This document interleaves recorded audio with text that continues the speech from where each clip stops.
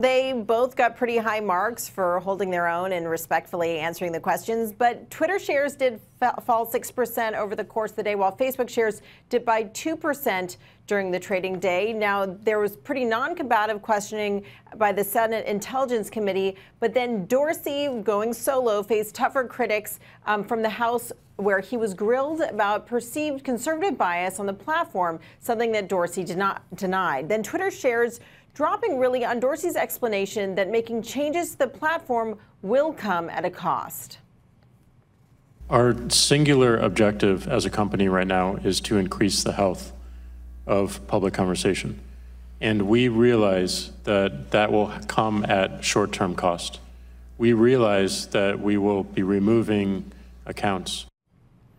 Sandberg and Dorsey both stressed that they're working to improve their platforms and to beef up protections ahead of the midterms. Those commitments drawing thanks from the committee members. The Senate Intel Committee, though, did leave an empty chair to highlight Google's failure to send a senior executive. Senators skewing Google for its lack of participation in their hearing. Now, there was plenty of talk about the need to enforce transparency and impartiality at these platforms. Senator Mark Warner, who suggests a range of potential regulations, says the Wild West era of social media is over.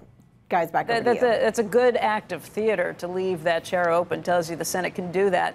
But, Julia, it may not be what happened yesterday in these hearings that really moves any potential regulation. Hearing about the Department of Justice and state attorney generals that are going to be meeting later this month to talk about whether social media platforms are actually stifling free speech. And all of these things make you wonder what kind of regulation really might develop down the road. What do you think? Well, it's interesting. I mean, the most obvious regulation would be something that would be similar to the GDPR privacy regulations that we've seen out of Europe. So while privacy regulations are certainly on the table, we could see some of the suggestions that Senator Warner has made. He suggested very simple things like making sure that bots are labeled. So anytime you're interacting with a bot on, say, Twitter, you would know that it wasn't a real person.